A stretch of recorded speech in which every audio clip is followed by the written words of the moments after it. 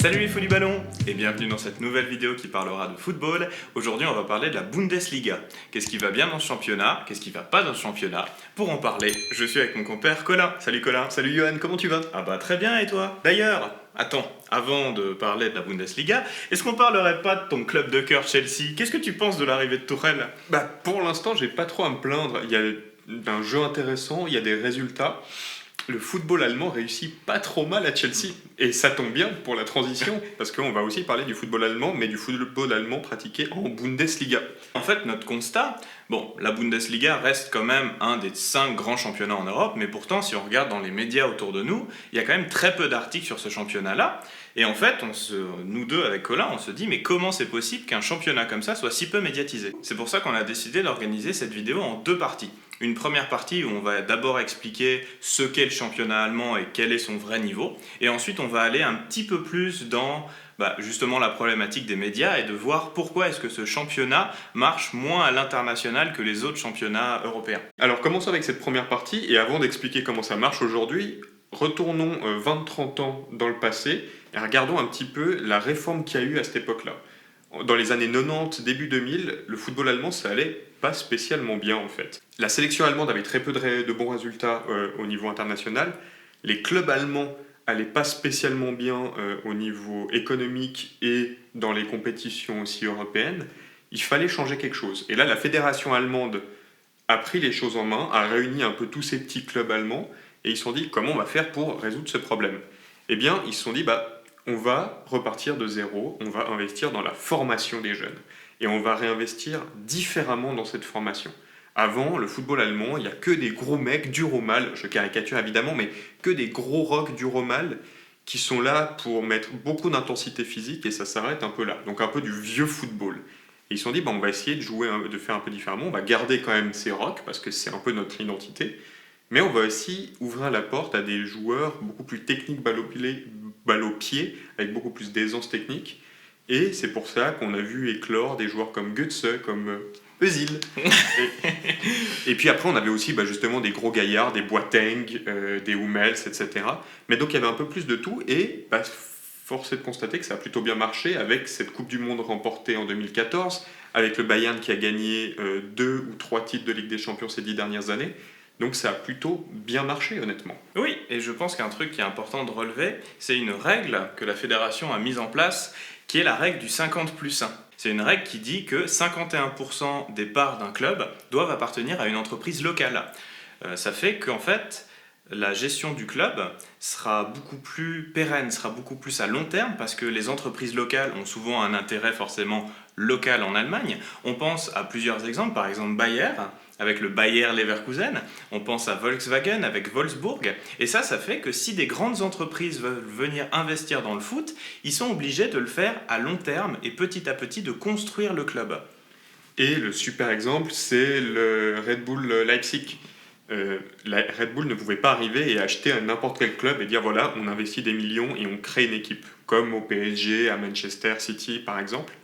Non, s'ils voulaient faire un truc comme ça, ils devaient reprendre un club amateur et repartir en 4e division.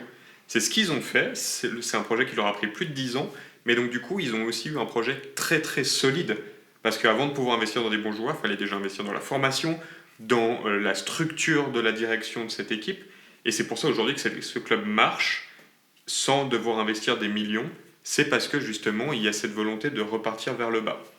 Et cette patience, que ce soit à Leipzig ou pour les autres propriétaires, elle se ressent aussi au niveau de la confiance envers les jeunes joueurs. On parlait justement avant de l'investissement dans la formation. On laisse volontiers leur chance à ces jeunes joueurs. Et cette patience, elle se retransmet aussi au niveau des coachs. Et c'est pour ça d'ailleurs, on parlait avant de Tourelle, c'est pour ça qu'aujourd'hui les entraîneurs allemands sont aussi bien cotés. On pense à... Bon, souvent les entraîneurs allemands sont jeunes, alors oui, il y a Tourelle, il y a aussi Nagelsmann à Leipzig qui marche bien. Et en fait, comme ces jeunes coachs allemands peuvent se développer et imposer leur style de jeu, ça fait que ça finit par créer une identité allemande au niveau du jeu. Et c'est ça qui est tant recherché aujourd'hui dans les grands clubs européens. Et cette identité allemande, elle a fait que augmenter le niveau de jeu de ce championnat. Il est très spectaculaire, certes, mais qu'est-ce qu'il est formidable à regarder d'un point de vue tactique. Parce qu'il y a vraiment une identité qui se ressent au niveau entier du championnat, avec cette volonté de porter le jeu vers l'avant, mais il y a quand même une grosse guerre tactique entre chaque coach, et je trouve que c'est très très agréable à regarder. D'ailleurs, ce style de jeu, ça marche très bien parce que ça attire les gens dans les stades. La Bundesliga est le championnat en Europe avec la plus forte affluence, avec plus de 43 000 personnes par match. C'est énorme, si tu regardes la première ligue, c'est 38 000. Et aussi, ce style de jeu, ça va permettre l'émergence de grands clubs allemands. Alors oui, certes, il y a le Bayern, mais aujourd'hui, il y a 3 grands clubs principaux en Allemagne, donc le Bayern, Dortmund, mais aussi Leipzig, qui aujourd'hui sont des clubs qui sont capables de rivaliser en Europe. Dortmund a fait une finale de Ligue des Champions au début des années 2010, et Leipzig a fait la demi-finale de Ligue des Champions l'année passée. Et c'est très surprenant parce que d'un côté, on a un club qui a réussi très bien au niveau domestique et à l'international, mais au niveau médiatique, c'est pas ça. Ils sont à la traîne par rapport aux autres championnats majeurs d'Europe. La question, c'est pourquoi ? En fait, je pense que c'est un peu le revers de la médaille de ce que tu as présenté. En fait, c'est très bien de faire une politique de gestion des clubs qui soit locale, de construire des clubs petit à petit avec le temps, d'éviter les gros investissements. Mais le problème, c'est que tu te fermes les portes de l'international. On parlait avant de la règle du 50+1, mais en fait, cette règle-là est un frein pour les investisseurs étrangers. On parlait avant de Leipzig, prends Red Bull. Donc Red Bull, ils ont été obligés d'acheter, ou en tout cas de reprendre un club amateur et de le faire monter pendant 10 ans.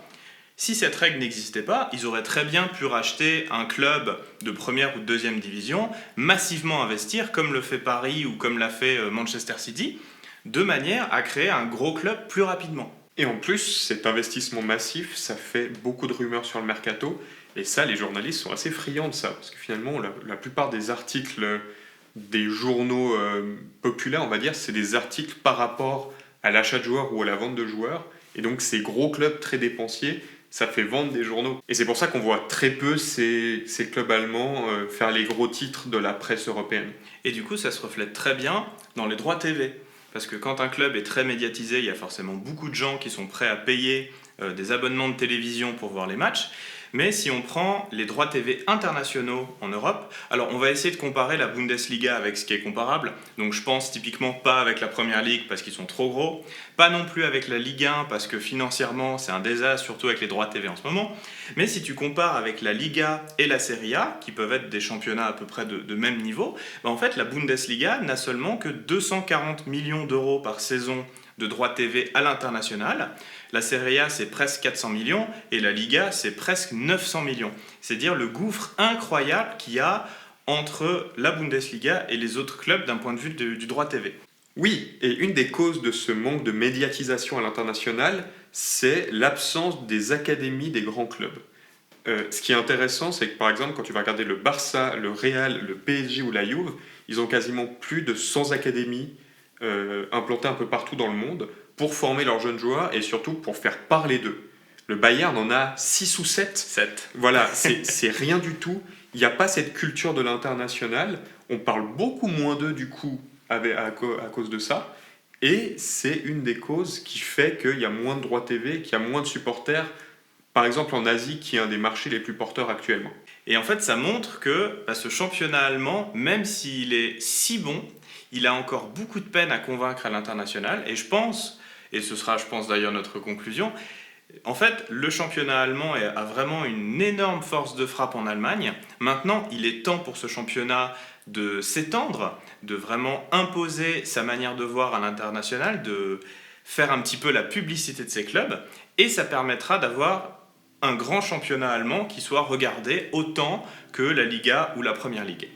En tout cas, c'est tout ce qu'on souhaite à la Bundesliga. En plus, vu le plaisir qu'on a à regarder ce championnat, on dit bon courage à la Bundesliga.